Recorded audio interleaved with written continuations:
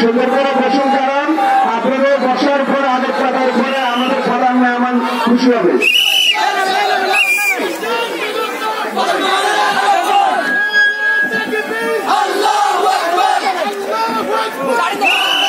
মেহমানের আগমন, মেহমানের আগমন, নারায়ে তাকবীর, আল্লাহু আকবার। কমলনগরবাসীর পক্ষ থেকে আহলান সাহলান, মাওলানা হাসিবুর রহমানের আগমন থেকে আহলান সাহলান, নারায়ে তাকবীর, আল্লাহু আকবার। মেহমানের আগমন, শুভেচ্ছা সালাম, নারায়ে তাকবীর, আল্লাহু আকবার। অং সান সুচিতার জ্বলন্ত প্রমাণ।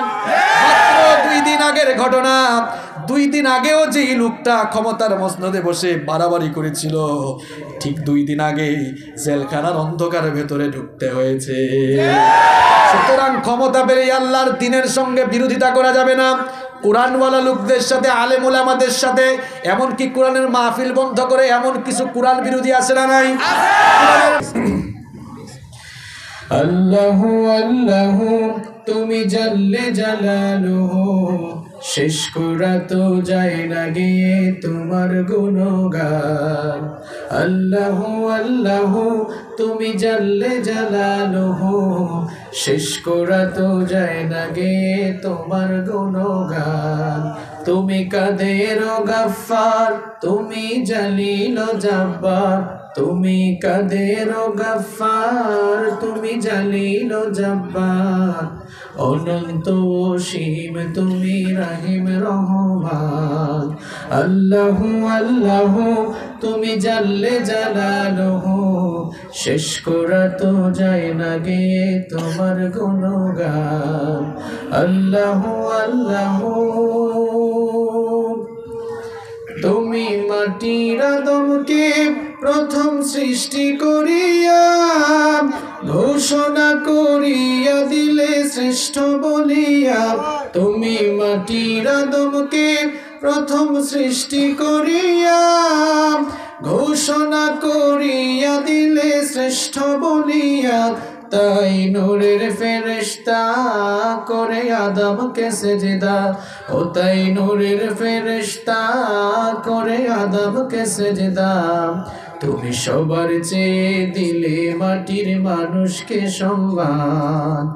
আল্লাহু আল্লাহু তুমি জাল্লে জালালুহু, শেষ করা তো যায় না গে তোমার গুণগান। আল্লাহু আল্লাহু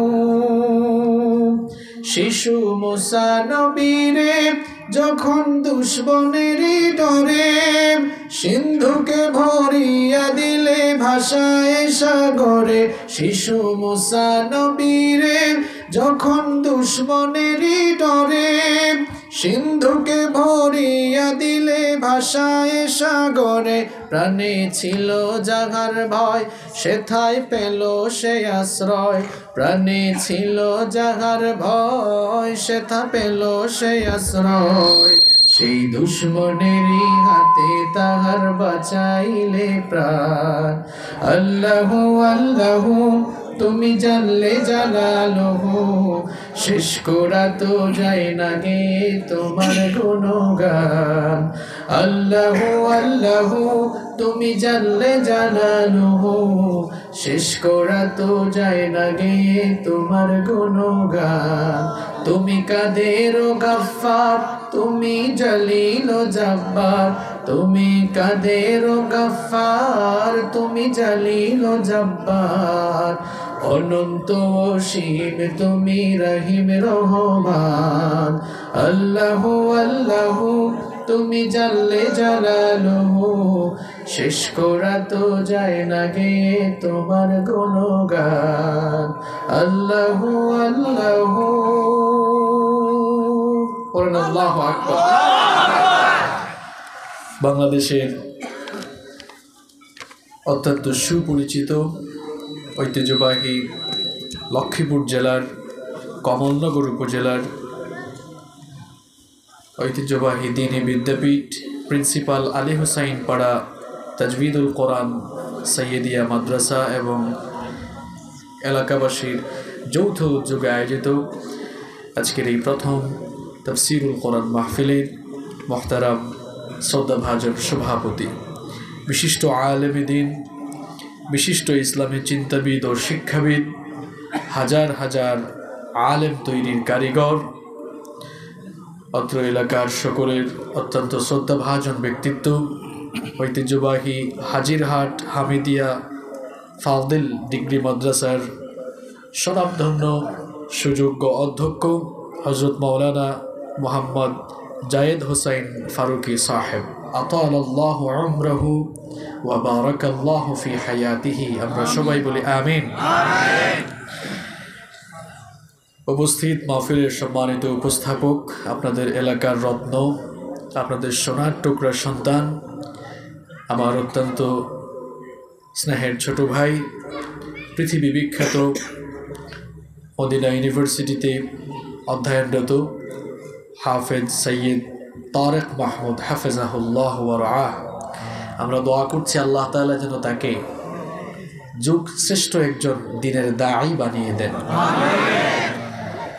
মাহফিলে উপস্থিত আমার উস্তাদ সমতুল্য সম্মানিত উলামায়ে কেরাম, মাহফিলে এসেছেন বিভিন্ন মসজিদের সম্মানিত খতিব এবং ইমাম সাহেব বৃন্দ, মাহফিলে এসেছেন আপনাদের অত্র এলাকার জনপ্রতিনিধি, বিভিন্ন রাজনৈতিক দলের নেতৃবৃন্দ, সামাজিক নেতৃবৃন্দ, আমার সামনে বসা অত্র এলাকার পার্শ্ববর্তী এবং দূর দূরান্ত থেকে আগত আল্লাহর দ্বীন প্রেমী, কোরআন প্রেমী, সর্বস্তরের তাওহীদি জনতা, যুগে যুগে আল্লাহর জমিনে আল্লাহর দ্বীনকে প্রতিষ্ঠার জন্য যারা সবচাইতে বেশি অগ্রণী ভূমিকা পালন করেছেন, আমার প্রাণ প্রিয় যুবক এবং তরুণ ভাইয়েরা, স্কুল, কলেজ, ইউনিভার্সিটি এবং বিভিন্ন মাদ্রাসা পড়ুয়া আমার প্রাণ প্রিয় মেধাবী ছাত্র ভাইয়েরা, মহিলা প্যান্ডেল থেকে এবং ঘরে বসে যারা শুনছেন, আমার শ্রদ্ধেয়া সম্মানিতা মা এবং বোনেরা, উপস্থিত মিডিয়ার প্রাণপ্রিয় কর্মী ভাইয়েরা, প্রাণ প্রিয় কমলনগরবাসী, আপনারা সবাই কেমন আছেন? আলহামদুলিল্লাহ, আমিও আল্লাহর রহমতে ভালো আছি। আমাদের সকলকে ভালো রেখেছেন কে? আমাদেরকে সুস্থ রেখেছেন কে? কোরআনের এই মেলায় আমাদেরকে শামিল হওয়ার তৌফিক দিয়েছেন কে? সেই আল্লাহর জন্য সবাই হৃদয়ের সবটুকু ভালোবাসা, আবেগ, অনুভূতি উজাড় করে দিয়ে কালিমাতুশ শুকর আদায় করছি আলহামদুলিল্লাহ। সম্মানিত ভাইয়েরা, সময় অত্যন্ত সংক্ষিপ্ত, এই জন্য আমি অপ্রাসঙ্গিক কোনো কথাবার্তা না বলে প্রত্যেকটি সেকেন্ডকে আল্লাহর কিতাব থেকে আলোচনা করে কাজে লাগাতে চাই ইনশাআল্লাহ। আমরা কোরআনের মাহফিলে এসেছি, এই জন্য একটি কিতাব থেকে আমরা আলোচনা শুনব। সেই কিতাবের নাম হচ্ছে এই কোরআন। আপনাদের সবার ঘরে আছে তো? কার কার ঘরে নাই হাত তুলেন। মাশাআল্লাহ, তার মানে আমাদের প্রত্যেকের বাড়িতে, প্রত্যেকের ঘরে এই কিতাব আছে না নাই? এই কিতাব কার পক্ষ থেকে নাজিল হয়েছে? সুবহানাল্লাহ, এটি পৃথিবীর কোনো মানুষের লেখা কিতাব নয়। এই কিতাবের ভেতরে প্রত্যেকটি সূরা, প্রত্যেকটি চ্যাপ্টার, প্রত্যেকটি ভার্স, প্রত্যেকটি আয়াত যার পক্ষ থেকে এসেছে, আওয়াজ করে বলেন তিনি কে? তাহলে আমাদের ঘরে যে কিতাবটা আছে, এই কিতাব কার কিতাব?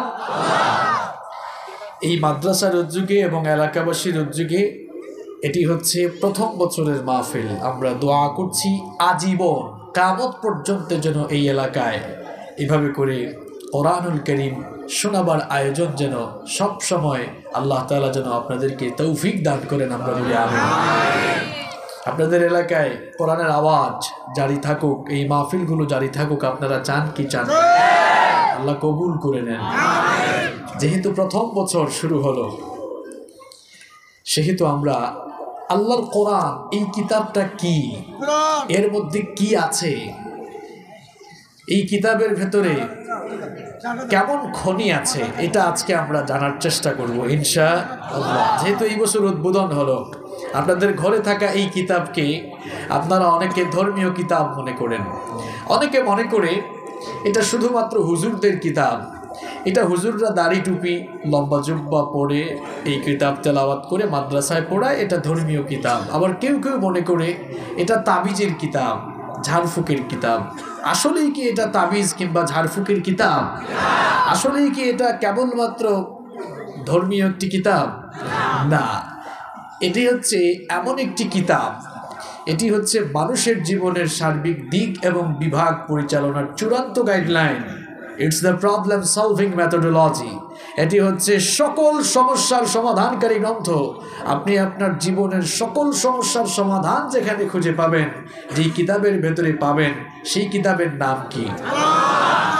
আল্লাহ তাআলার এই কিতাব, কোরআনের চাইতে দামি কোনো কিতাব, সম্মানিত শ্রেষ্ঠ মর্যাদা সম্পন্ন কোনো কিতাব আকাশের নিচে জমিনের উপরে আছে? এবার আমি যদি আপনাদেরকে প্রশ্ন করি, এই কিতাব পৃথিবীর সবচাইতে দামি কিতাব, এটা কি বিনিময় কিংবা প্রাইসের দিক থেকে? না, কারণ কোরআনের দাম খুব একটা বেশি না। মর্যাদা যদি হিসেব করেন, শ্রেষ্ঠত্বের দিক হিসাব করলে পৃথিবীতে কোরআনের চাইতে শ্রেষ্ঠ এবং মর্যাদা সম্পন্ন কোনো কিতাব আছে? এর রিজনটা কি? পৃথিবীর অন্যান্য বইয়ের চাইতে এই বই সাইজে বড়। দেখেন তো কোরআনটা সাইজে কি বড়? এর চেয়ে বড় বড় সাইজের অনেক কিতাব পৃথিবীতে আছে না? এই যে আপনাদের এলাকার ছেলে শেখ তারেক ভাই, উনি তো মদিনা ইউনিভার্সিটিতে পড়েন, এমন বহু তাফসীর আছে, হাদিসের কিতাব আছে, বহু সাহিত্য আছে, এর চেয়ে সাইজে আরো অনেক বড়, ইতিহাসের বইগুলো আরো বড়। তাহলে কোরআনুল কারীমের চাইতে সাইজে বড় অনেক কিতাব পৃথিবীতে আছে, কিন্তু ওই কিতাবগুলো কোরআনের চাইতে মর্যাদা সম্পন্ন নয়, শ্রেষ্ঠ নয়। এবার প্রশ্ন হলো, এই কিতাব পৃথিবীর সবচাইতে শ্রেষ্ঠ এবং মর্যাদা সম্পন্ন কিতাব কেন হলো? এর কিছু রিজন রয়েছে, কিছু কারণ রয়েছে। কারণ হলো এই কিতাবের ভেতরে এমন কিছু জিনিস আল্লাহ ঢুকিয়ে দিয়েছেন যা পৃথিবীর কোনো বইয়ের ভেতরে আছে। আপনারা আপনাদের ঘরের ভেতরে গোল্ড রেখে বাহিরে আপনারা সিটি গোল্ডের তালাশ করছেন। মুসলমানরা অধপতিত হওয়ার সবচাইতে বড় কারণ হলো, মুসলমানরা আজ তাদের ঘরে পৃথিবীর সবচাইতে বড় নেয়ামত রেখে এই কিতাবকে না পড়ে, এই কিতাবের জ্ঞান আহরণ না করে পৃথিবীর অন্যান্য জ্ঞান তারা আহরণ করছে। আর সোনার খনি যেটা, ওইটাকে তারা সাইডে ফেলে রেখেছে বলে গোটা পৃথিবীতে মুসলমানরা আজ ফুটবলে পরিণত হয়ে অমুসলিমদের কাছে লাথি খাচ্ছে। ঠিক তো বলছেন আপনারা, আপনারাই তো কোরআন পড়েন না, তো ঠিক চিল্লায় চিল্লায় কি হবে? এখন আমাদের দেশে ওয়াজ মাহফিলে একটা ফ্যাশন হয়ে গেছে, চিল্লায় এখন ঠিক কিনা, ঠিক কিনা, ঠিক কিনা। আমার কথা আপনারা ঠিক করবেন নাকি? শুধু আবেগ দেখালে চলবে না প্রিয় ভাইয়েরা। আপনাদের ছেলে মেয়েগুলোকে আপনারা ইংলিশ মিডিয়ামে পড়াচ্ছেন, খুব ভালো কথা, অবশ্যই সে ইংলিশ মিডিয়ামে পড়বে, সায়েন্সে পড়বে, কমার্সে পড়বে, আমার কোনো আপত্তি নাই। কিন্তু প্রশ্ন হলো, আপনি কি আপনার ছেলেকে, আপনার মেয়েকে এই কোরআন শিখিয়েছেন? আপনার ছেলে, আপনার মেয়ে যখন ইংরেজিতে কথা বলে, খুব চমৎকার প্রোনাউন্সিয়েশন, এত চমৎকার করে কথা বলে শুনতেই মন চায়। প্রোনাউন্সিয়েশন, উচ্চারণে যে আমরা বলি, আমাদের উচ্চারণে কিন্তু অনেক ভুল আছে। জানুয়ারি, ফেব্রুয়ারি, মার্চ, মার্চ অনেকে বলে মার্চ, তাই না? এপ্রিল, মে, এগুলা কি উচ্চারণ হইল? সঠিক প্রোনাউন্সিয়েশন তো হয় নাই। তো আপনারা আপনাদের ছেলে মেয়েদেরকে ব্রিটিশ কারিকুলামে পড়িয়ে একেবারে পারফেক্ট প্রোনাউন্সিয়েশনগুলো শেখাচ্ছেন আপনারা। এরা যখন ইংরেজিতে কথা বলে, আমি অনেক ছেলেকে দেখেছি এত সুন্দর ইংরেজিতে কথা বলে, যদি বলি যে তুমি যে কোনো একটি ছোট্ট সূরা তেলাওয়াত করো, বলে আমি পারি না। আপনারা আপনাদের সন্তানদেরকে অ আ ক খ এবিসিডি পরে শিখাইয়েন, আলিফ বা তা থা আগে শিখাইয়েন। সন্তানগুলো কুসন্তান হবে না, ঐশীর মতো হবে না, দিহান আর আনুষ্কার মতো হবে না, বরং সোনার টুকরা সন্তান হয়ে যাবে। কোরআনের কাছে আসতে হবে। এই কিতাবকে ধর্মীয় কিতাব মনে করবেন না। কেবলমাত্র ঝাড়ফুঁক তাবিজের ব্যবসা আর ধর্মীয় কিতাব এটি নয়। It's the source of knowledge and science. এটি জ্ঞান বিজ্ঞানের উৎস। আপনি যদি সত্যিকারার্থী জ্ঞান বিজ্ঞান আহরণ করে নিজের জ্ঞানের পাত্রকে পরিপূর্ণ করতে চান, তাহলে সবার আগে আল্লাহর কিতাবের জ্ঞান আহরণ করতে হবে। নইলে বহু পড়াশোনা করবেন, পড়াশোনা শেষ করে নিজেকে একজন মূর্খ হিসাবে আপনি রেখে দিবেন। কোরআন যিনি শিখেন না, তিনি কখনো সুশিক্ষায় শিক্ষিত হতে পারেন না। একটি ঘটনা মনে পড়ে গেল, বলবো? আমাদের দেশের একজন ইউনিভার্সিটির শিক্ষক, আমি নাম না হয় নাই বললাম, তিনি বাহিরে একটি কনফারেন্সে গেলেন। কনফারেন্স বুঝেন তো আপনারা? কনফারেন্সে গেলেন, সেখানে একজন সুইডিশ প্রফেসর ছিলেন। সুইডিশ প্রফেসর ছিলেন কনভার্টেড মুসলিম। কনভার্টেড মুসলিম মানে হচ্ছে যিনি অন্য ধর্ম থেকে ইসলাম ধর্ম গ্রহণ করেছেন। তো সেই কনভার্টেড মুসলিম সুইডিশ প্রফেসর, তিনি বাংলাদেশি প্রফেসরকে জিজ্ঞেস করলেন যে আপনি কোন দেশ থেকে এসেছেন, কোন ইউনিভার্সিটির প্রফেসর। তিনি পরিচয় দিলেন। তো তিনিও তার পরিচয় দিলেন। দেওয়ার পরে জিজ্ঞেস করলেন, আচ্ছা আপনি মাইন্ড করেন না, আপনি কি কোরআন পড়তে পারেন? কয় না, পারি না। ওই সুইডিশ প্রফেসর বললেন, আপনি একটি নামকরা ইউনিভার্সিটির প্রফেসর, আপনি ইংরেজি পড়তে পারেন, অন্যান্য কয়েকটি ভাষার উপরে আপনার পারদর্শিতা রয়েছে, কিন্তু পৃথিবীর সবচাইতে দামি বইটা আপনি পড়তে পারেন না। নিজেকে তো প্রফেসর হিসাবে পরিচয় দিতে লজ্জা হওয়ার কথা। কিসের প্রফেসর আর কিসের ডক্টর, যদি আপনি পৃথিবীর সবচাইতে দামি কিতাব যদি আপনি পড়তে না পারেন, ডক্টর শহীদুল্লাহর ভাষায় পৃথিবীতে সে হচ্ছে সবচাইতে মূর্খ। কারণ আল্লাহর কিতাব তো আপনি এখনো পড়তে পারেন নাই। আমার দেশে অনেক প্রফেসর আছে, অনেক ডক্টর আছে, আউযুবিল্লাহ বিসমিল্লাহ শুদ্ধ করে পড়তে পারে না। জ্ঞানের পাত্রকে যদি আপনি পরিপূর্ণ করতে চান, সবার আগে আল্লাহর কিতাব কোরআন আপনাকে পড়তে হবে, জানতে হবে। কারণ কোরআনুল কারীম হচ্ছে পৃথিবীর সবচাইতে শ্রেষ্ঠ এবং মর্যাদা সম্পন্ন কিতাব। আর কি কারণে এই কিতাব পৃথিবীর সবচাইতে শ্রেষ্ঠ আর মর্যাদা সম্পন্ন কিতাব? কারণ এই কিতাবের ভেতরে এমন কিছু স্পেশালিটি আছে, এই কিতাবের এমন কিছু ইউনিক আনপ্যারালাল ক্যারেক্টারিস্টিক রয়েছে, এই কিতাবের মধ্যে এমন কিছু অনন্য অতুলনীয় বৈশিষ্ট্য দিয়ে এই কিতাবকে আল্লাহ তাআলা বৈশিষ্ট্যমণ্ডিত করেছেন, যেই বৈশিষ্ট্য কিংবা যেই স্পেশালিটিগুলো পৃথিবীর কোনো বইয়ের ভেতরে খুঁজে পাওয়া যাবে না। সুবহানাল্লাহ। কোরআনের ভেতরে যা আছে পৃথিবীর অন্য বইয়ের ভেতরে তা নাই। কোরআনুল কারীমের অনেক স্পেশালিটি আছে, বলতে গেলে তো বহু লম্বা সময় লাগবে। যেহেতু প্রথম বছর মাহফিলের আয়োজন হলো, আল্লাহর কিতাবটা কি জিনিস এটা এই বছর আপনাদেরকে সবক দিয়ে যাই, তাহলে কোরআনের প্রতি আমাদের ভালোবাসা আরও বাড়বে ইনশাআল্লাহ। কোরআনুল কারীমের 10টি স্পেশালিটি আজ আমি আপনাদের সামনে তুলে ধরব, যে স্পেশালিটিগুলো পৃথিবীর অন্য কোনো বইয়ের ভেতরে খুঁজে পাওয়া যায় না। এই 10টি পয়েন্ট সবাই মুখস্থ করে এরপরে আজকে বাড়িতে যাবেন ইনশাআল্লাহ। এই 10টি সবক নিয়ে বাড়ি যাওয়া যাবে তো? বলেন ইনশাআল্লাহ।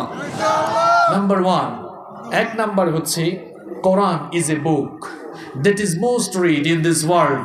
পৃথিবীর একমাত্র বই হচ্ছে কোরআন, যা এই পৃথিবীতে সবচাইতে বেশি পড়া হয়। সুবহানাল্লাহ, বাড়ি গিয়ে বলি।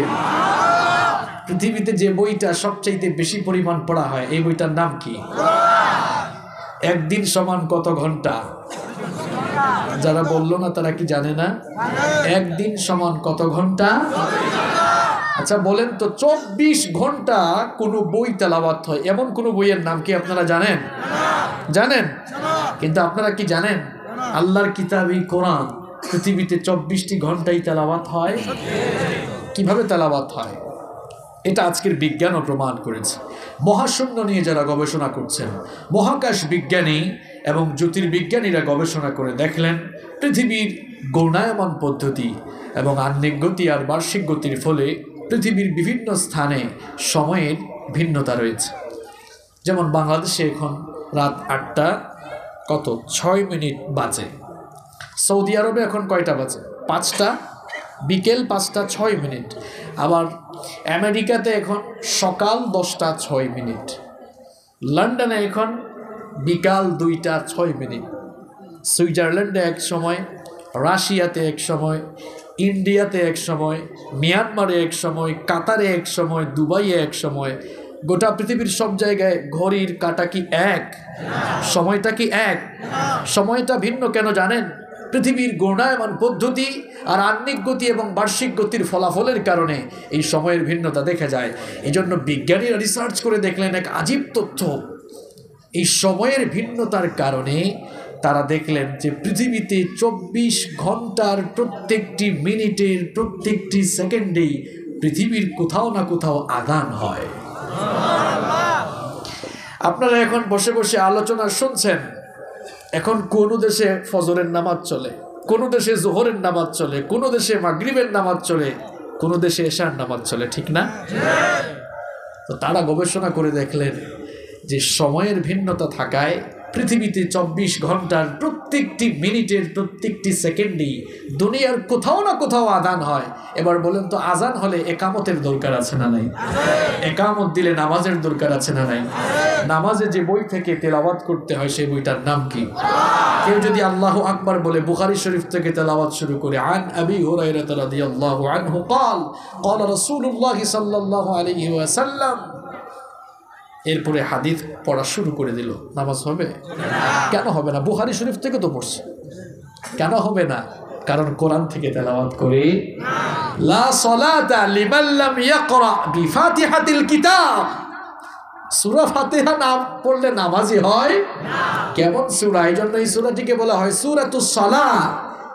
এটি সালাতের সূরা, নামাজের সূরা। এই সূরা না পড়লে নামাজ হয়? আচ্ছা, তাহলে নামাজে যে বই থেকে তেলাওয়াত করা বাধ্যতামূলক সেই বইটার নাম কি? তার মানে নামাজে যেহেতু এই বই থেকে তেলাওয়াত হয়, সময়ের ভিন্নতা থাকায় পৃথিবীর 24 ঘন্টার প্রত্যেকটি মিনিট প্রত্যেকটি সেকেন্ড কোথাও না কোথাও নামাজ হয়। আর নামাজে কোরআন থেকে তেলাওয়াত হয়, তার মানে হলো পৃথিবীর একমাত্র বই কোরআন, যে বই 24 ঘন্টার প্রত্যেকটি মিনিটের প্রত্যেকটি সেকেন্ডে কোথাও না কোথাও আল্লাহর বান্দারা তেলাওয়াত করে। পৃথিবীতে কোরআন ছাড়া আর কোনো বই আছে যা 24 ঘন্টা তেলাওয়াত হয়? আবার পৃথিবীতে কোরআনের মতো এত পরিমাণ কোনো বই ছাপাখানায় ছাপা হয় নাই, হয়েছে? পৃথিবীর একমাত্র বই কোরআন, যে বই পৃথিবীতে সবচাইতে বেশি পরিমাণ বিক্রি হয়েছে, কোরআনের মতো সেল হয়েছে, বিক্রি হয়েছে, এরকম কোনো বই রেকর্ড দুনিয়াতে আছে? আবার এটি পৃথিবীর একমাত্র বই যা বিনামূল্যেও সবচাইতে বেশি পরিমাণ বিতরণ হয়েছে। এটি পৃথিবীর একমাত্র কিতাব, যেই কিতাবের ইজ্জত সম্মান রক্ষার জন্য, যেই কিতাবের রাজ কায়েমের জন্য পৃথিবীতে আল্লাহর বান্দারা তাদের শরীরের তাজা রক্ত এমনকি তাদের জীবনটাকে কুরবান করে দিয়েছে। আবার এটাই একমাত্র কিতাব, পৃথিবীতে এই কিতাবের বিরোধিতাও সবচাইতে বেশি হয়েছে। তাহলে আমরা কোরআনুল কারীমের 1 নাম্বার স্পেশালিটি জানলাম, এটি হচ্ছে পৃথিবীর একমাত্র কিতাব যা পৃথিবীতে সবচাইতে বেশি পড়া হয় না কম পড়া হয়। এই পয়েন্ট মনে থাকবে নাকি খায়া ফেলবেন? উঠা নাকি খায়া ফেলবেন তো ইনশাআল্লাহ? মনে থাকবে? সিনাই ঢুকে ফেলছেন তো? নাম্বার 2, 2 নাম্বার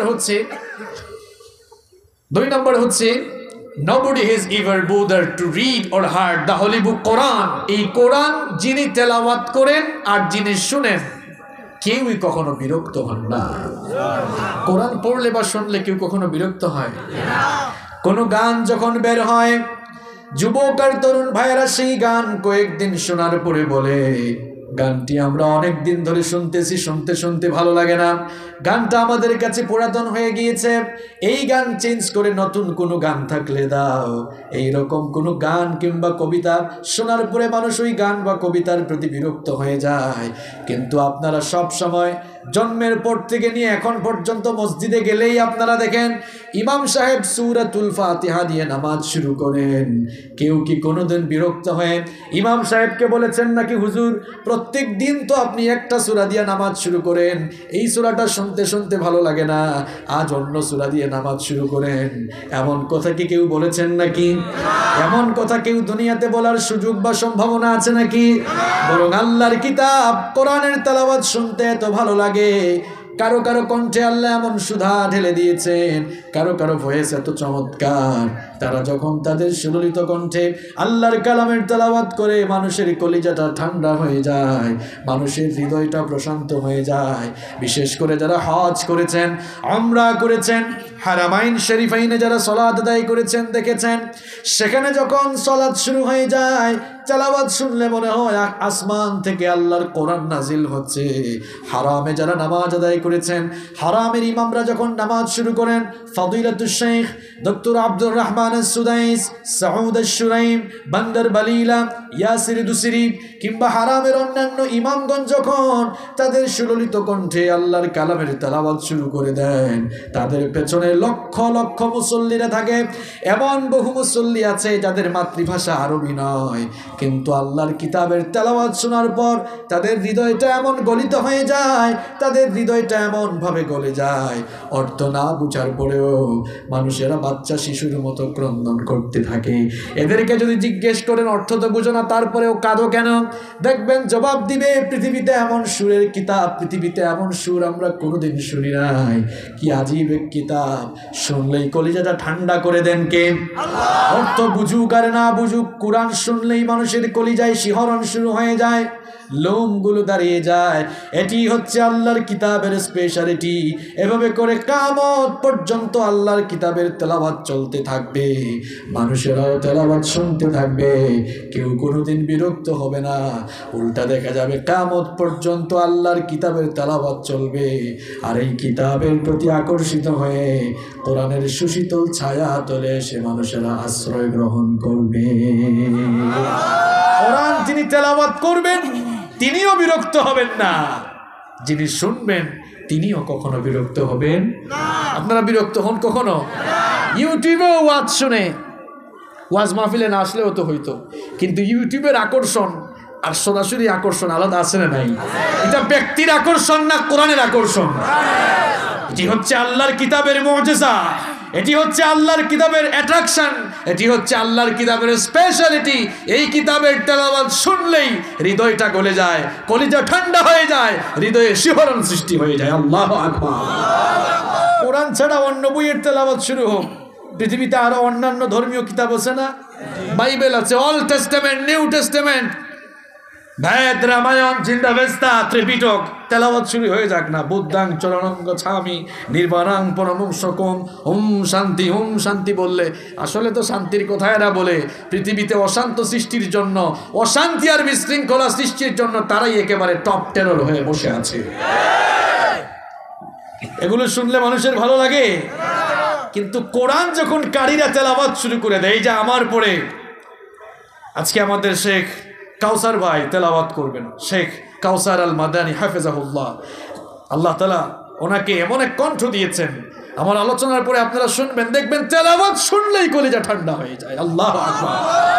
পৃথিবীতে কোরআন ছাড়া আর কোনো বই আছে যে বই পড়লে মানুষের কলিজা এমন ভাবে ঠান্ডা হয়? কথা বলেন। তাহলে আল্লাহর কিতাবের 2 নম্বর স্পেশালিটি আমরা জানলাম, এই কিতাব তেলাওয়াত করলে কিংবা শুনলে কেউ কোনোদিন বিরক্ত হয় না। নাম্বার 3 নম্বর হচ্ছে the number of the people who have memorized the holy book Quran is countless. পৃথিবীর একমাত্র বই হচ্ছে কোরআন। এই বইয়ের হাফেজ, হিফজকারী, মুখস্থকারী পৃথিবীতে সবচাইতে কম না বেশি? আচ্ছা বলেন তো, কোরআনের যত হাফেজ আছে পৃথিবীর অন্য কোন বইয়ের এত হাফেজ আছে? আবার এই কোরআন যেন আমরা পড়তে পারি, বুঝতে পারি, মুখস্থ করতে পারি, এই জন্য এই কিতাবকে সহজ ভাষায় নাজিল করেছেন কে? কোরআনে কারীমের 54 নম্বর সূরা সূরাতুল কমারের 17, 22, 32 এবং 42 নম্বর আয়াতে রব্বুল আলামিন সুন্দর করে বললেন, ওয়ালাকাদ ইয়াসসারনাল কুরআনা লিযিকরি ফাহাল মিন মুদ্দাকির। তোমাদের পড়ার জন্য, বোঝার জন্য, মুখস্থ করার জন্য এই কিতাব আমি সহজ ভাষায় নাজিল করেছি। এটা যদি সহজ না হতো, বাংলা ভাষার মানুষ আপনারা কোরআন শিখতে পারতেন? দেখেন সুবহানাল্লাহ, একটা ব্যাপার আপনারা ভেবেছেন কখনো? আফগানিস্তানে জন্ম, পাকিস্তান উর্দু ভাষা, ইন্ডিয়া হিন্দি ভাষা, আমেরিকা ইংরেজ, আমরা বাঙালি যে ভাষার মানুষ হোক, দেখবেন কোরআনটা সুন্দর করে পড়তে পারে, কারণ কোরআনের প্রত্যেকটি লফজ সহজ করে নাজিল করেছেন কে? উলামায়ে কিরাম যারা আছেন তারা খুব সহজেই বুঝবেন আরবি সাহিত্যের ভাষা আর কোরআনের ভাষার মধ্যে কিন্তু অনেক পার্থক্য আছে। যারা মাদ্রাসায় পড়ো তোমাদেরকে বলছি, দেখবা কোরআনের আয়াত সহজে মুখস্থ করা যায়, কিন্তু হাদিস মুখস্থ করতে গেলে কিংবা আরবি সাহিত্য থেকে কোনো প্রশ্নোত্তর মুখস্থ করতে গেলে কিন্তু অবস্থা খারাপ হয়ে যায়। কিন্তু কোরআনটা সহজে মুখস্থ করা যায়, কারণ কোরআনকে সহজ করে নাজিল করেছেন কে? লাকাদ ইয়াসসারনাল কুরআনা লিযিকর, এটাকে সহজ ভাষায় নাজিল করেছেন কে? আর সহজ যদি না হতো আপনাদের এলাকার হাফেজরা আল্লাহর 30 পারা কোরআন মুখস্থ করে সিনাই কি রাখতে পারতো? আর আমার দেশের হাফেজদেরকে ব্রিলিয়ান্ট বললে কম হবে, ভুল হবে, বলতে হবে এদেরকে ট্রিলিয়ান্ট। কারণ এরা কোনো ইন্টারন্যাশনাল কম্পিটিশনে গেলে আরব দেশের প্রতিযোগীরা এদেরকে দেখে ভয় পায়। কারণ বাংলাদেশ থেকে প্রতিযোগী যাওয়া মানে প্রথম দ্বিতীয় তৃতীয় পুরস্কার তারা আর না পাওয়া। দেখা যায় গত কয়েক বছর ধরে দেখা যাচ্ছে ইন্টারন্যাশনাল কোনো কম্পিটিশনে আরব দেশের প্রতিযোগীরা থাকলেও সেখানে তো 60-70টা দেশের প্রতিযোগী থাকে, আরব দেশের প্রতিযোগীরাও থাকে, এদের সবাইকে পেছনে ফেলে দিয়ে আমার দেশের সোনার টুকরা হাফেজ ছেলেরা ফার্স্ট সেকেন্ড থার্ড হয়ে যাচ্ছে। আল্লাহ খায় কি দেখবেন গিয়ে এতিমখানায় ডাল খাচ্ছে, আলু ভর্তা খাচ্ছে। কিন্তু সুবহানাল্লাহ, আল্লাহ এদেরকে এত মেধা দিয়েছেন, এত প্রতিভা দিয়েছেন, এরা এত সুন্দর করে কোরআন শিখে আর এত সুন্দর লেহেনে কোরআন পড়ে। রাসূল তো বলেছেন ইকরাউল কুরআন বিলুহুনিল আরব, আরবদের লেহেনে কোরআন পড়ো, যায়্যিনুল কুরআন বিআসওয়াতিকুম, সবচাইতে সুন্দর সুর দিয়ে এই কোরআন পড়ো। এরা আরবদের লেহেনে চমৎকার সুর দিয়ে যখন কোরআন পড়ে মনেই হয় না বাংলাদেশি ছেলে, ঠিক না? এত প্রতিভাবান ছেলেরা আমার দেশে আছে, আমরা এদেরকে টেক কেয়ার না করে আজ আমরা চোর আর ডাকাতদেরকে টেক কেয়ার করছি। এদেরকে টেক কেয়ার করার দরকার ছিল, রাষ্ট্রীয় তত্ত্বাবধানে এদেরকে লালন পালন করা উচিত। কি আর রাষ্ট্রীয় তত্ত্বাবধানে লালন পালন করবে? আমার দেশে সবচাইতে অবহেলিত হচ্ছে আলেম সমাজ। আরব দেশে গিয়ে দেখেন সবচাইতে ভিআইপি হলো আলেম সমাজ। এটা আপনাদের এলাকার ছেলে শেখ তারেক ভাই আছেন, তারেক ভাই কই চলে গেছে নাকি? সবচাইতে ভিআইপি হলো আলেম সমাজ। আমরা তো আরাবিয়ান কান্ট্রিগুলো সফর করি, আর আমার দেশে রিক্সাওয়ালার বেতন বেশি, ইমাম সাহেবের বেতন কম। এই বুঝি আপনারা আলেমদেরকে কদর করেন, তাই না? আহা আফসোস, বহু এলাকায় গিয়েছি, ইমাম সাহেবের বেতন 2-2.5 টাকা, তাও কয় হুজুর 6 মাস বাকি আছে। তো বললাম হুজুর চলে কেমনে? কয় অসুবিধা নাই, তাবিজ আছে তো।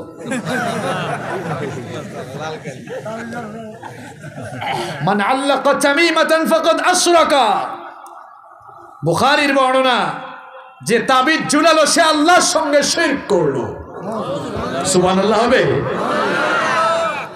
এই তাবিজের ব্যবসা করার সুযোগ আপনারাই দেন, কি আর করবে, হুজুরের পেট চালাইতে হবে, তো এই জন্য তাবিজ নিয়েছে। আল্লাহ আমাদেরকে হেফাজত করুন, আলেমদেরকে সম্মান করুন। হাফেজ ছেলেগুলো এরা আমাদের সোনার টুকরা ছেলে, এদেরকে কদর করুন। সামর্থ্যবানরা তাদেরকে তত্ত্বাবধান করুন। আপনার ইজ্জত সম্মান বাড়াবেন কি? কোরআনের 3 নাম্বার স্পেশালিটি আমরা জানলাম, এটি এমন কিতাব এর মুখস্থকারীর সংখ্যা পৃথিবীতে সবচাইতে বেশি।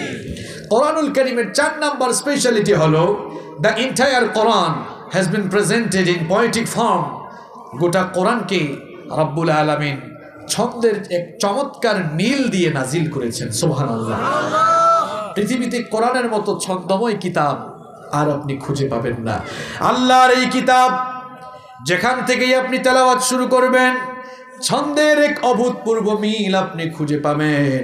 এত চমৎকার ছন্দময় করে এই কিতাব আল্লাহ নাজিল করেছেন। যেই সূরা থেকেই আপনি তেলাওয়াত শুরু করবেন, ছন্দের এক চমৎকার মিল আপনি খুঁজে পাবেন। যেই সূরাগুলো আপনাদের মুখস্থ আছে সেই সূরাগুলো আপনাদের জবান দিয়ে তেলাওয়াত করিয়ে একটু রিহার্সাল করিয়ে দেই। সবাই বলেন তো কোরআনুল কারীমের সবচাইতে ছোট সূরার নামটা কি? আসুন সবাই সূরাতুল কাউসার তেলাওয়াত করি। ইন্না আ'তাইনাকাল কাউসার ফাসাল্লি লিরাব্বিকা ওয়ানহার ইন্না শানিআকা হুয়াল আবতার। ইন্না আ'তাইনাকাল ফাসাল্লি লিরাব্বিকা ইন্না শানিআকা হুয়াল। সুবহানাল্লাহ। এমন ছন্দের মিল সব সময় তেলাওয়াত করেন, কিন্তু এখানে যে ছন্দ মিল আছে এটা খেয়াল করেছেন কখনো? দেখেন, কুল হুয়াল্লাহ আল্লাহ লাম ইয়ালিদ ওয়া লাম ইয়াকুল লাহু। আদের একটা টান আছে, কুল হুয়াল্লাহু আহাদ আল্লাহুস সামাদ লাম ইয়ালিদ ওয়া লাম ইউলাদ ওয়া লাম ইয়াকুল লাহু কুফুয়ান আহাদ। সুবহানাল্লাহ। এই জন্যই হাফেজরা মুখস্থ করতে পারে, কারণ ছন্দ মিল আছে না নাই। আবার কোরআনুল কারীমের সবচাইতে হৃদয়গ্রাহী সূরা সূরাতুর রহমান যদি আপনি তেলাওয়াত শুরু করে দেন, কি চমৎকার ছন্দের মিল আপনি সেখানে খুঁজে পাবেন। আর রহমান আল্লামাল কুরআন খালাকাল ইনসান আল্লামাহুল বায়ান। আর রহমান আল্লামাল কুরআন খালাকাল ইনসান আল্লামাহুল। সূরাতুল ইনফিতার শুরু করেন, ইদাস সামাউ ফাতারাত وإذا الكواكب انتثرت وإذا البحار فجرت وإذا القبور بعثرت علمت نفس ما قدمت وأخرت। ছন্দ বিলাসে নাই। পৃথিবীতে কোরআনের বাহিরে গোটা কিতাব, পুরো কিতাব ছন্দময়, এরকম কোন কিতাব পৃথিবীতে আছে? পৃথিবীর শ্রেষ্ঠ কিতাব আল্লাহর কিতাব এই কোরআন, পুরো কিতাবকে রব্বুল আলামিন ছন্দের এক চমৎকার মিল দিয়ে নাজিল করেছেন। সুবহানাল্লাহ। কি ও মনে রাখতেছেন না পয়েন্টগুলো ভুলে যাচ্ছেন? কয়টা বলছি? কয়টা বলছি? দেখি একটা ক্লাস টেস্ট হয়ে যাক। 1 নম্বর কি বলছিলাম? হ্যাঁ মনে আছে, সবচাইতে বেশি পড়া হয়। 2 নম্বর তেলাওয়াত করলে বা শুনলে কেউ বিরক্ত। 3 নাম্বার এই কিতাবের মুখস্থকারী সবচাইতে। 4 নাম্বার এই কিতাব ছন্দময় করে নাজিল করেছেন কে? নাম্বার 5 নাম্বার হচ্ছে there is no contradiction between the holy book Quran and science. আমরা এখন বিজ্ঞানের যুগে বসবাস করছি, তথ্য প্রযুক্তি এখন অনেক উন্নত। এই তথ্য প্রযুক্তির উৎকর্ষতার যুগে বসবাস করে কেউ এই কথা বলতে পারবে না যে মধ্যযুগে নাজিল হওয়া এই কিতাব এই যুগে অকার্যকর। এমন কথা কেউ বলতে পারবে না, কারণ কোরআনের সাথে বিজ্ঞানের কোনো বিরোধ নেই। বরং বিজ্ঞান বর্তমানে যেই তথ্যগুলো জানতে পেরেছে এবং ভবিষ্যতে যা জানবে, আল্লাহর কোরআনের ১৫০০ বছর আগে সেগুলো বলে দিয়েছেন কে? এটা যে গলাবাজি বা চাপাবাজির বিষয় নয়। দেখেন বিজ্ঞান গবেষণা করে করে যা মানুষকে জানিয়েছে, বর্তমানে বিজ্ঞান যা জেনেছে ১৫০০ বছর আগে কোরআনে, সেগুলো বলেছেন কে? কি করেছেন আপনারা বলেন তো? আপনাদের ঘরে সোনার খনি রেখে আপনারা বাহিরে গিয়ে সিটি গোল্ডের তালাশ করছেন। এত মর্যাদা সম্পন্ন একটি কিতাব আমাদের ঘরে, বিজ্ঞানের সাথে যার কোনো বিরোধ। যেখানে আপনারা বাস করছেন এই দুনিয়া, আপনারা কি কখনো চিন্তা করেছেন how the universe was created? এই বিশ্বজগৎ কেমনে সৃষ্টি হয়েছে? এটা কি এমনি এমনি সৃষ্টি হয়েছে নাকি?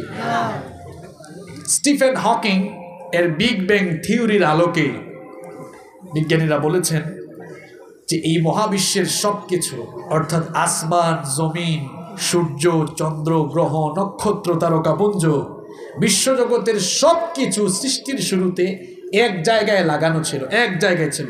এখন আসমান জমিন এক না আলাদা? সবাই জবাব দেন, আসমান জমিন এখন এক না আলাদা?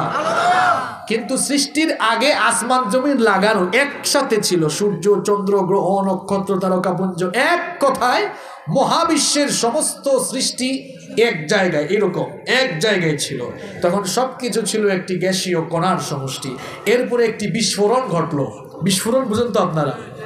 বিস্ফোরণ ঘটার কারণে সব কিছু আলাদা আলাদা হয়ে গেল। এই যে বিস্ফোরণের মাধ্যমে যে ঘটনা ঘটে সব আলাদা হলো, বিজ্ঞানীরা এর নাম দিয়েছেন বিগ ব্যাং থিওরি, যেটি গোটা দুনিয়ার সবচাইতে আলোচিত তত্ত্ব। বিজ্ঞান মাত্র কয়েক বছর আগে গবেষণা করে করে মহাবিশ্ব সৃষ্টি সম্পর্কে যেই ধারণা দিয়েছে, আপনি জানলে অবাক হয়ে যাবেন। আজ থেকে ১৫০০ বছর আগে নাজিল হওয়া কিতাবের ভেতরে রব্বুল আলামিন এই বিগ ব্যাং থিওরি অর্থাৎ মহাবিশ্ব সৃষ্টি সম্পর্কে বলে দিয়েছেন। কোরআনে কারীমে 21 নম্বর সূরা সূরাতুল আম্বিয়া এর 30 নম্বর আয়াতে রব্বুল আলামিন বললেন আওয়ালাম ইয়ারাল্লাযীনা কাফারু আন্নাস সামাওয়াতি ওয়াল আরদা কানাতা রাতকান ফাফাতাকনাহুমা। আল্লাহ তাআলা বলছেন অবিশ্বাসীরা কি দেখে না সৃষ্টির শুরুতে আসমান সমূহ আর জমিন সব কিছু একত্রিত অবস্থায় ছিল, এরপরে আমি আমার মহা ক্ষমতা বলে সব কিছুকে আলাদা করে দিয়েছি। কিভাবে রব্বুল আলামিন সব কিছুকে আলাদা করে দিয়েছেন?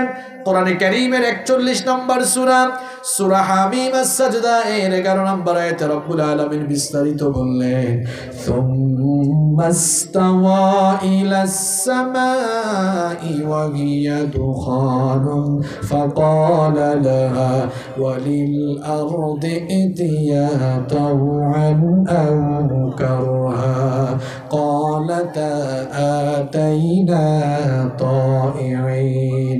আল্লাহ তাআলা বললেন আকাশে যখন মহাবিস্ফোরণ ঘটলো তখন গোটা আকাশ ধোঁয়াশাচ্ছন্ন হয়ে গেল, ধূম্রজাল হয়ে গেল।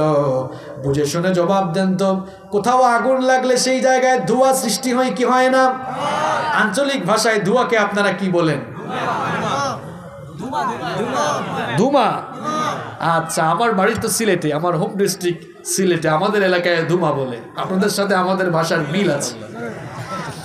আকাশ যখন ধোঁয়াশাচ্ছন্ন হয়ে গেল, রব্বুল আলামিন তখন ধোঁয়াশাচ্ছন্ন আকাশের দিকে মনোনিবেশ করে আসমান আর জমিনকে অর্ডার করলেন তোমরা পরস্পর সেপারেট হয়ে যাও।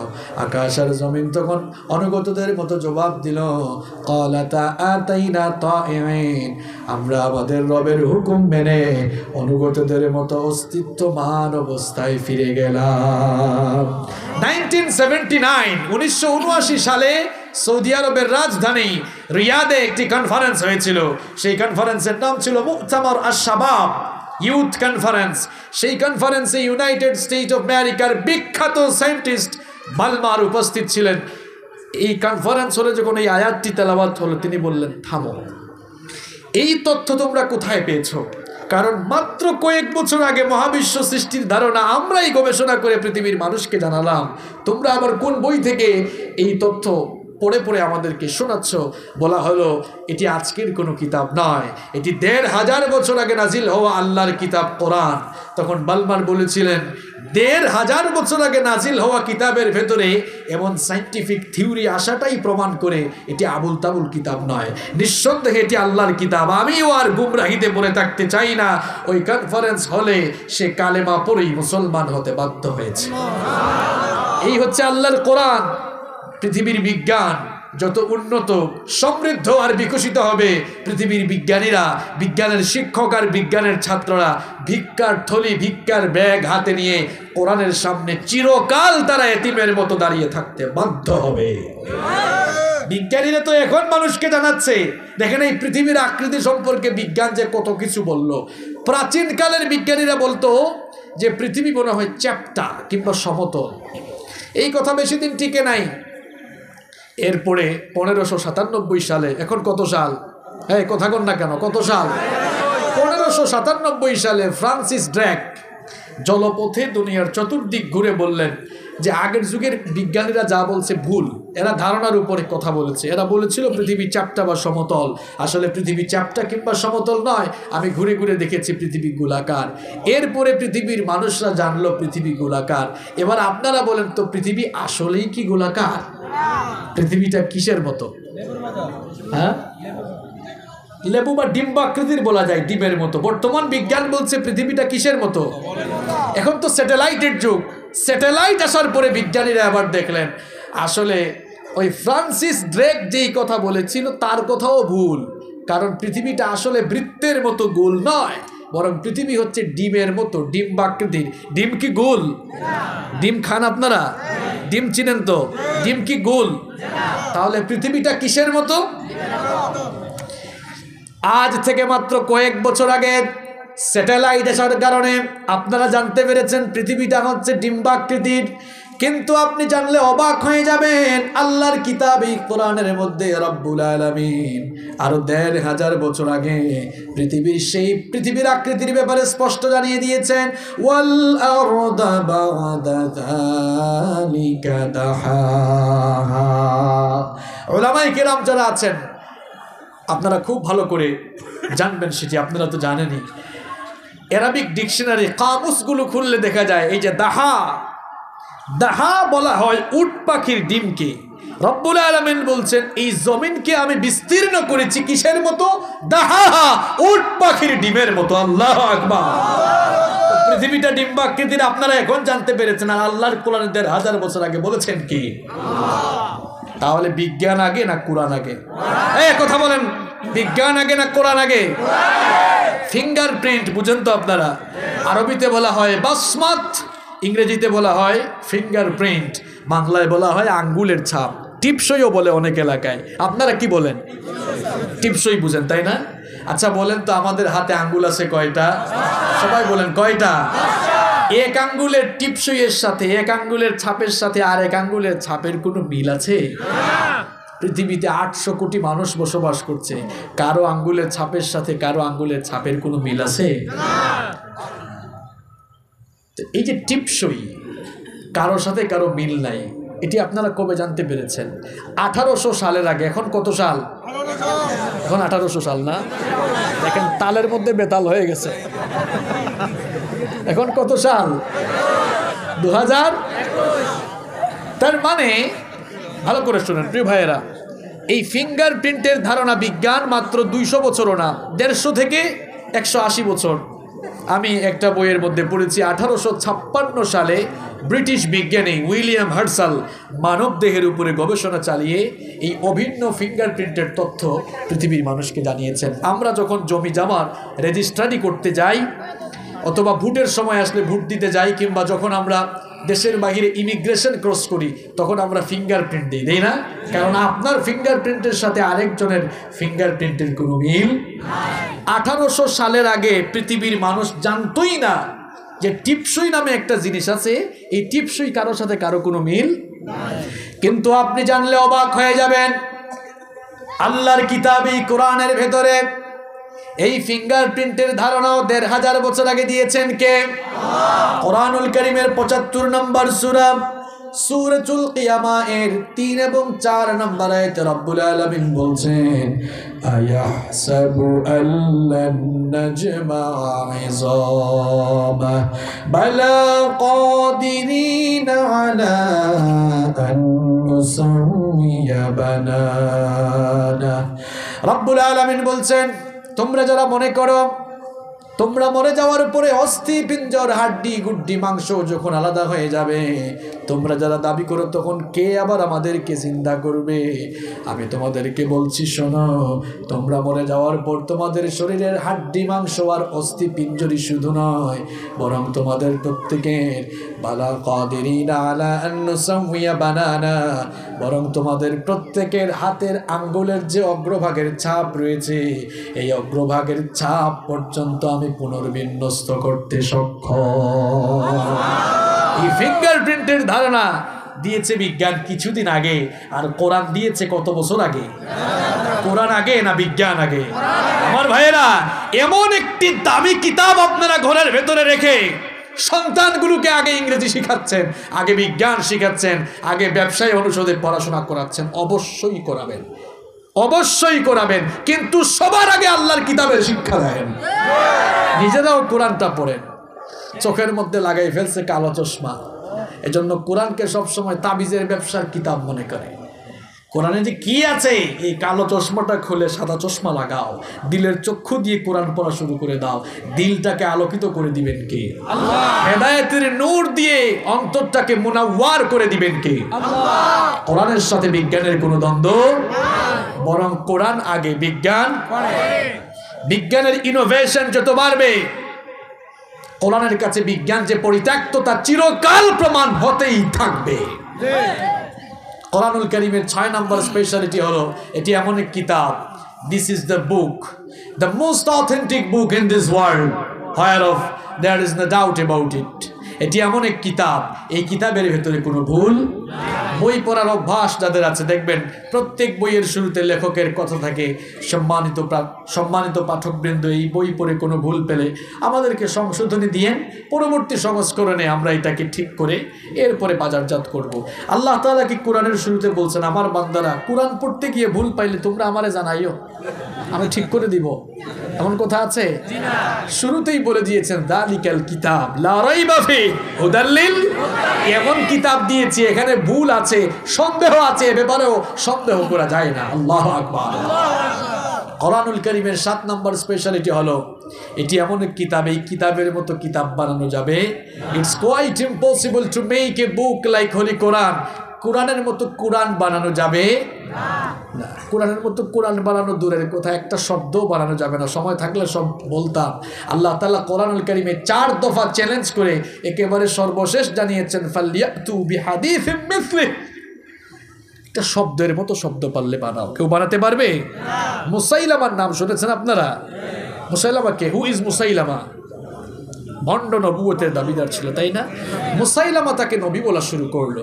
লোকজন বলল, আচ্ছা মুসাইলামা, তুমি যে তোমাকে নবী বলা শুরু করলা, তোমার সাথে কি জিবরিলের দেখা সাক্ষাৎ হয় না? ওইদিকে মুহাম্মদ বলেন সাল্লাল্লাহু আলাইহি ওয়াসাল্লাম, তার সাথে জিবরিলের দেখা সাক্ষাৎ হয়, সূরা নাজিল হয়, আয়াত নাজিল হয়। তোমার কাছে কি কোনো সূরা বা আয়াত নাজিল হয় না?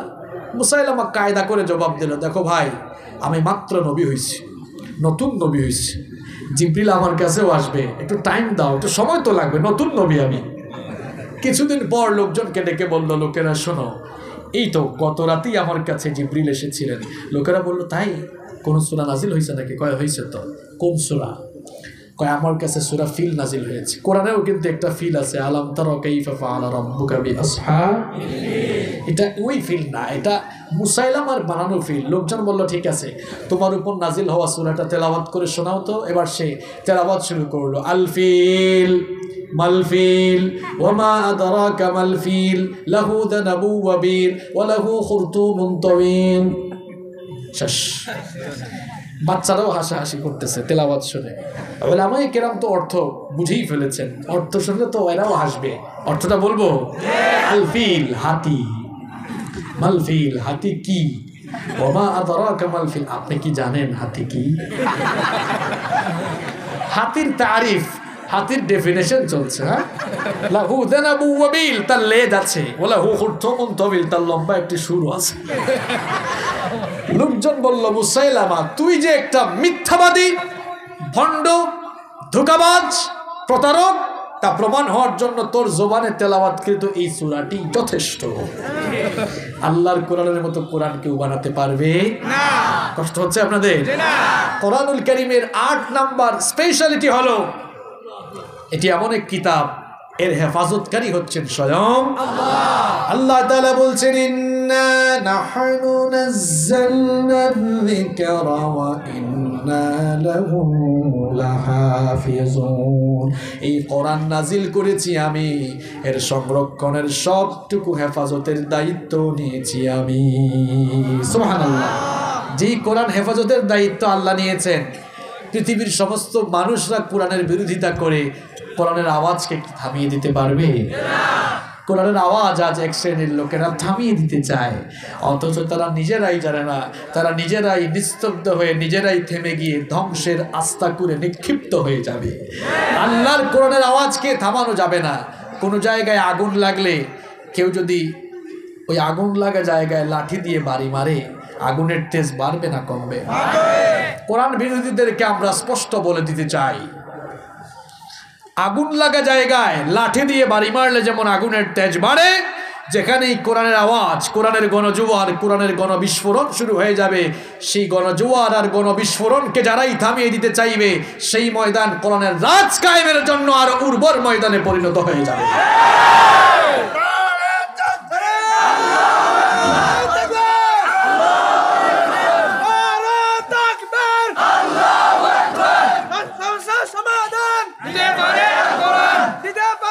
আটটা, তাই না?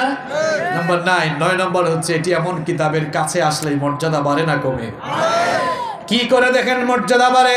যেই ফেরেশতা এই কোরআন নিয়ে আসলেন সকল ফেরেশতার চাইতে ওই ফেরেশতার দাম কম না বেশি? যেই ভাষায় কোরআন নাজিল হয়েছে পৃথিবীর সকল ভাষার মধ্যে এই ভাষার দাম কম না বেশি? যার উপরে কোরআন নাজিল হয়েছে তামাম দুনিয়ার সকল মানুষের উপরে তার মর্যাদা কম না বেশি? যেই মাসে কোরআন নাজিল হয়েছে বছরের সকল মাসের মধ্যে ওই মাসটার দাম কম না বেশি? যেই রাতে কোরআন নাজিল হয়েছে সারা বছরের সকল রাতের চাইতে ওই রাতের শ্রেষ্ঠত্ব কম না বেশি? আবার দেখেন কাঠ দিয়ে সোফা বানানো হয়, কাঠ দিয়ে চেয়ার টেবিল ফার্নিচার বানানো হয়, আলমারি বানানো হয়। এই যে টেবিলের সাথে আমার পা লাগতেছে বারবার, আপনাদেরও পা লাগে। কেউ কি কখনো সালাম করে নাকি? চুমু খায় নাকি? ভক্তি করে নাকি? কাঠের দুইটা টুকরা দিয়ে যখন রেহাল বানানো হয় আর ওই রেহালের উপরে যখন আল্লাহর কিতাব কোরআন রাখা হয় তখন কাঠের দুইটা টুকরার মর্যাদা বাড়ে নাকি কমে? দেখা যায় মানুষের পা লাগলে বুকের সাথে জড়িয়ে ধরে চুমু খায়, ভক্তি করে, সম্মান করে, কারণ কাঠের দুইটা টুকরার উপরে কার কিতাব রাখা হয়েছে। এই জন্য তার মর্যাদা বেড়েছে না কমেছে? আবার দেখেন শপিং মলে কাপড়ের অনেক দোকান থাকে, গার্মেন্টস ফ্যাক্টরিতে অনেক কাপড় চোপড় থাকে, আমাদের বাসা বাড়িতে আলমারিতে আলনায় অনেক কাপড় থাকে।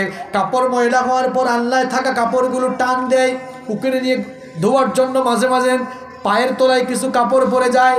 কোনোদিন কি কোনো কাপড় পায়ের তলা থেকে নিয়ে চুমু খেয়েছেন নাকি? সম্মান বা ভক্তি করে নাকি কেউ? কিন্তু দেখা যায় ছোট্ট একটি কাপড়ের টুকরা দিয়ে যখন জিলবাব, গিলাফ বা বস্তুনি বানানো হয়, সেই কাপড়ের টুকরা যখন মানুষের হাত থেকে পড়ে যায় মানুষেরা বুকের সাথে জড়িয়ে ধরে চুমু খায়, সম্মান করে, ভক্তি করে, কারণ ছোট্ট কাপড়ের এই টুকরা দিয়ে কার কিতাব পেঁচানো হয়েছে। এই জন্যই ছোট্ট কাপড়ের টুকরার মর্যাদা বাড়ে না কমে? আমার ভাইরা এইরকম করে আপনারা যারা আল্লাহর কিতাব কোরআনের কাছে চলে আসবেন, কোরআনটা পড়ার চেষ্টা করবেন, বুঝার চেষ্টা করবেন, মানার চেষ্টা করবেন, কোরআনের খেদমত করা শুরু করবেন, কোরআনের আন্দোলন করা শুরু করবেন, আল্লাহর জমিনে আল্লাহর কিতাবের রাজ কায়েমের আন্দোলনে যারা ঝাঁপিয়ে পড়বেন, কোরআন আপনাদের মর্যাদা এত বেশি বাড়িয়ে দিবে। মুসলিম শরীফের বর্ণনায় আল্লাহর নবী বললেন, আল কোরআন হুজ্জাতুল লাকা আও আলাইক, এই কোরআন হয় আপনার পক্ষে সাক্ষ্য হয়ে যাবে নতুবা আপনার বিপক্ষে সাক্ষ্য হয়ে যাবে। আপনি যদি সাহিবুল কোরআন হয়ে যান, কোরআনের সাথী হয়ে যান, কিয়ামতের দিন কোরআন আপনার সামনে দাঁড়িয়ে আল্লাহর সঙ্গে ঝগড়া করবে ততক্ষণ আল্লাহ আপনাকে মাফ করে জান্নাতে ঢুকাবেন না যতক্ষণ। তাহলে কোরআনের সাথী হওয়ার দরকার আছে না নাই? কিন্তু কিছু কপাল পুরা কোরআনের বিরোধিতা করে আছে না নাই? কোরআনওয়ালা লোকদেরকে সুযোগ পাইলেই পিটাবার চেষ্টা করে, ষড়যন্ত্র করার চেষ্টা করে, এমন মানুষ লক্ষ্মীপুরে নাই? তাদেরকে আমরা বলে দিতে চাই, আল্লাহর দ্বীনের সাথে যারা বেয়াদবি করে তাদের পরিণতি ভয়াবহ। নমরুদ আর ফেরাউন তার জ্বলন্ত সাক্ষী। এরা তো হচ্ছে দ্বীন বিরোধী, যারা বর্তমান পৃথিবীতে যারা আল্লাহর দ্বীনের বিরোধিতা করছে তাদের দাদা আর নানা হলো নমরুদ আর ফেরাউন। তোমাদেরকে বলতে চাই, তোমাদের দাদা আর নানার দিকে তাকিয়ে দেখো, পৃথিবীতে তাদের বহু ক্ষমতা ছিল, আল্লাহর দ্বীনের বিরোধিতা করার কারণে ফেরাউনকে ক্ষমতার গদি থেকে নামিয়ে লোহিত সাগরে পানি খাওয়ায়া খাওয়ায়া মেরেছেন কে? আমার নমরুদের মতো ক্ষমতাধর লোকটাকে ক্ষমতার মসনদ থেকে, ক্ষমতার গদি থেকে নামায়া ল্যাংড়া মশা মাথার ভেতরে ঢুকাইয়া জুতার বাড়ি খাওয়ায় খাওয়ায় দুনিয়া থেকে বিদায় করেছেন কে? সুতরাং ক্ষমতা পেলে আল্লাহর দ্বীনের বিরুদ্ধে, কোরআনের বিরুদ্ধে, ইসলামের বিরুদ্ধে, আলেম ওলামার বিরুদ্ধে অবস্থান নিলে নমরুদ আর ফেরাউনের মতো জুতার বাড়ি খেয়ে দুনিয়া থেকে বিদায় নেওয়া লাগতে পারে। আবু জেহেলদের পরিণতি ভালো হয় নাই, উতবা শাইবাদের পরিণতি ভালো হয় নাই। যারাই ক্ষমতায় বসে আল্লাহর দ্বীনের বিরোধিতা করে, অং সান সূচি তার জ্বলন্ত প্রমাণ। মাত্র 2 দিন আগের ঘটনা, 2 দিন আগেও যে লোকটা ক্ষমতার মসনদে বসে বাড়াবাড়ি করেছিল, ঠিক 2 দিন আগে জেলখানার অন্ধকার ভেতরে ঢুকতে হয়েছে। সুতরাং ক্ষমতা পেলে আল্লাহর দ্বীনের সঙ্গে বিরোধিতা করা যাবে না। কোরআনওয়ালা লোকদের সাথে, আলেম ওলামাদের সাথে, এমনকি কোরআনের মাহফিল বন্ধ করে এমন কিছু কোরআন বিরোধী আছে না নাই? কোরআনের মাহফিল যারা বন্ধ করে, এটা তো মানুষের কাজ না, এগুলো আবু জেহেলীয় কাজ।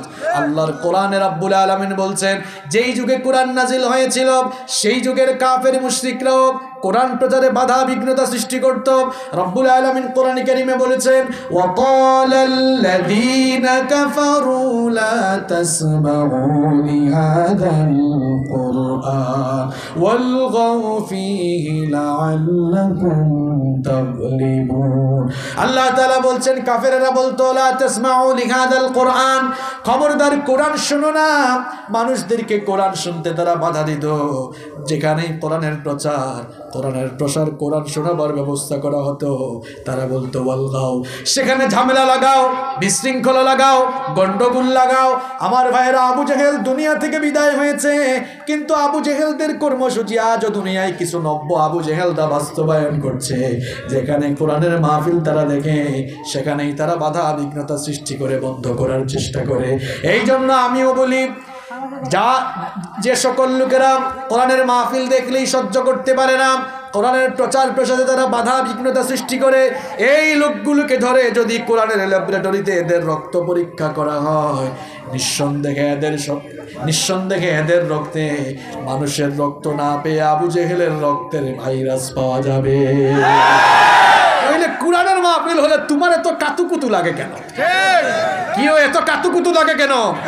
এই ধরনের কাতুকুতু মার্কা আবু জেহেলীয় লোকদেরকে শায়েস্তা করার জন্য এই যুগে কিছু অমরেরও দরকার। ভালো করে শুনেন, শেষ করার আগে শেষ কথা বলতে চাই। আমিও বাংলাদেশে বহু মাহফিলে গিয়ে সরাসরি বলা শুরু করেছি, মাহফিল প্রয়োজনে করব না, যারা অনুমতি ছাড়া মাহফিল করাবেন তাদের মাহফিলেই যাওয়া দরকার। কার থেকে অনুমতি নেবেন? আল্লাহর জমিনে আল্লাহর কোরআনের কথা বলবেন, আল্লাহর গোলামের কাছ থেকে কি পারমিশন নেওয়া লাগবে নাকি? কিছু লোক তো খুব ভাবসাব নিয়ে বসে আছে, আমার কাছে আসবে। তোমার কাছে আসবে কেন? হ্যাঁ, বসেন বসেন, কথা বলতে দেন। কিও তোমার এত ভাবসাব কেন? শরীরে এত তেল জমছে নাকি? তাহলে শোনো, মানুষকে যে হয়রানি করো, আল্লাহর কসম করে বলে যাচ্ছি, ফেরেশতারা কিন্তু অনুমতি ছাড়া পেদানি দিবে। সাবধান হয়ে যাও, সতর্ক হয়ে যাও। আল্লাহর জমিনে আল্লাহর কোরআনের কথা চলবেই চলবে। তারাই বাধা দিতে আসবে, যুবক আর তরুণরা ওমরের মতো ভূমিকা পালন করতে হবে। শোনেন, কথা বলতে দেন। ওমর ইবনুল খাত্তাব ইসলাম কবুল করেছেন 26 বছর বয়স। কত বছর? ওমর নরম না গরম? কথা কয় পরে মাইকটা দেয়, এসে বললেন, ওগো আল্লাহর রাসূল, আলাসনা আলাল হক, আমরা কি হকের উপরে প্রতিষ্ঠিত নই? আল্লাহর নবী বললেন, বালা, অবশ্যই আমরা হকের উপরে আছি। ওমর বললেন, আমরা যদি হকের উপরেই থাকি, তাহলে এরা গোপনে গোপনে নামাজ পড়ে কেন? গোপনে গোপনে দাওয়াত চলে কেন? ওমরের কাজ কারবার গোপন না, ওমর যা করে সামনাসামনি করে। আল্লাহু আকবার। আল্লাহর নবী বললেন, কি চাও? ওমর রাদিয়াল্লাহু আনহু বললেন, ওমর যে ইসলাম কবুল করেছে সেটা সবাই জানা দরকার, ওমরের জজবাটাও সবাই জানা দরকার। বললেন, আল্লাহর নবী পারমিশন দেন, আজ কাবার চত্বরের দিকে আমি ওমর মিছিল বের করতে চাই। সুবহানাল্লাহ। কোন সময়ের ইসলাম? তখন মার খাওয়া ইসলাম। সবাই যখন মার খাচ্ছে চতুর্দিকে, তখন ওমর এসে বলে, আমি ইসলাম কবুল করেছি, এবার আমি মিছিল করতে চাই। সংখ্যায় মুসলমানরা কম না বেশি? গুটি কয়েক লোকেরা ইসলাম কবুল করেছে। আল্লাহর নবী বললেন, যাও, পারমিশন দেওয়া হলো। কারণ ওমরের প্রতি আল্লাহর নবীরও একটা আস্থা ছিল। গুটি কয়েক লোক ইসলাম কবুল করেছিল, এদেরকে লাইন ধরাইয়া মাঝখানে রাখলেন আল্লাহর নবীকে। আর সামনে থেকে ইসলামের দুই বীর সিপাহসালার নেতৃত্ব দিলেন হামজা রাদিয়াল্লাহু আনহু এবং ওমর ইবনুল খাত্তাব রাদিয়াল্লাহু। এবার ওমর রাদিয়াল্লাহু আনহু স্লোগানও তুললেন, লিল্লাহি তাকবীর। আপনারা যেমন এখন তাকবীর দিলেন, ওইভাবে সবাই তাকবীর দিল। আবু জেহেল কয়, এই আমার নির্বাচনী এলাকায় নতুন স্লোগান কে দিল? দেখতো বের হয়ে। একজন বের হয়ে এসে বলে, স্যার ঘটনা তো খারাপ। কয়, কি হয়েছে? কয়, আমাকে দলের লোক কিন্তু ওই দলে চলে গেছে। কয়, মানে? কয়, ওমরকে তো সামনে দেখা যায়। কয়, মাথা খারাপ হয়েছে? আবু জেহেল সত্যি বের হয়ে দেখে, হায় হায়, ওমরকে তো সামনেই দেখা যায়। যারা আক্রমণের প্রস্তুতি নিয়েছিল বললো, এই থামো থামো, কোথায় যাচ্ছ? দেখো না সামনে ওমর আছে। যদি কেউ তার বউকে বিধবা বানাতে চাও, সন্তানগুলোকে এতিম বানাতে চাও, তাইলে ওমরের সামনে যাও। ওমর কিন্তু কথা বলবে, পরে কচু কাটা করবে আগে। যখন চতুর্দিকে মুসলমানরা মার খাচ্ছে, এক ওমরকে মিছিলের সামনে দেখে কাফের মুশরিকদের পেশাব ছুটে যাওয়ার অতিক্রম হয়েছে। লক্ষ্মীপুরের যুবক আর তরুণ ভাইদেরকে বলতে চাই, যারা আল্লাহর জমিনে কোরআনের বিরুদ্ধে দাঁড়িয়ে যাবে আপনাদেরকে অমরের ভূমিকা অবতীর্ণ হওয়া লাগবে।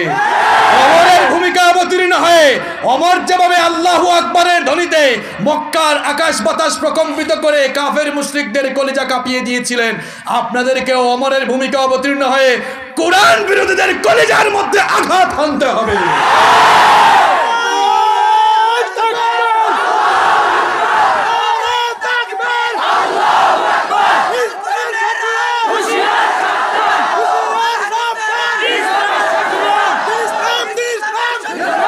থামেন থামেন, কথা বলতে দেন। কথাগুলো আজ মনের দুঃখে বলেছি, কথাগুলো আজ মনের দুঃখে বলেছি। আমাদের বাপ চাচা দাদাদের আমলে আমরা দেখি নাই কোনোদিন মাহফিল করতে হলে অমুক তমুকের কাছে যাওয়া লাগে। কোরআনের মাহফিল হবে, কোরআনের কথা হবে। আমি যে 1 ঘন্টা বক্তব্য দিলাম, কোরআন হাদিসের বাইরে একটা কথা বলেছি? তো কোরআন হাদিসের কথা হবে, পারমিশন লাগবে কেন? ভাবসাপ যারা ধরেছো, ভাবসাপ কিন্তু ফেরেশতারা ছুটাইয়া দিবে, ছুটাইয়া দিবে। সবাইকে মরতে হবে, মৃত্যুকে ভয় করো। আল্লাহ যেন এদেরকে হেদায়াত দেন। যদি হেদায়াত না থাকে, আল্লাহ যেন করোনা দিয়ে সবগুলাকে মেরে ফেলেন। কোরআনুল কারীমের 10 নম্বর স্পেশালিটি হলো এটি এমন কিতাব, it's the problem solving methodology. এটি সকল সমস্যার সমাধানকারী গ্রন্থ। জীবনের সকল দিক এবং বিভাগের সমস্যার সমাধান খুঁজে পেতে হলে আল্লাহর কোরআনের কাছে সমাধান চাও। যদি জীবনে মরণে ফিরে যাও, খুঁজে নাও, চোখ রাখো কোরআনে। সমাধান চাও যদি জীবনে মরণে ফিরে যাও, খুঁজে নাও, চোখ রাখো কোরআনে। তবেই পাবে সুখ শান্তির ঠিকানা, তবেই পাবে সুখ শান্তির ঠিকানা। যদি মেনে নাও তুমি মনে প্রাণে সমাধান, সমাধান চাও যদি জীবনে মরণে ফিরে যাও, খুঁজে নাও, চোখ রাখো কোরআনে। If you want a solution in here and hereafter, go back, have a look on the Holy Quran. পড়েন আল্লাহু আকবার। এই কোরআনকে আমরা ভালোবাসি কম না বেশি? এই কোরআনকে আমরা আমাদের জীবনের চাইতে ভালোবাসি কম না বেশি? যে মাদ্রাসার উদ্যোগে মাহফিল হয়েছে, এই মাদ্রাসায় কি পড়ানো হয়?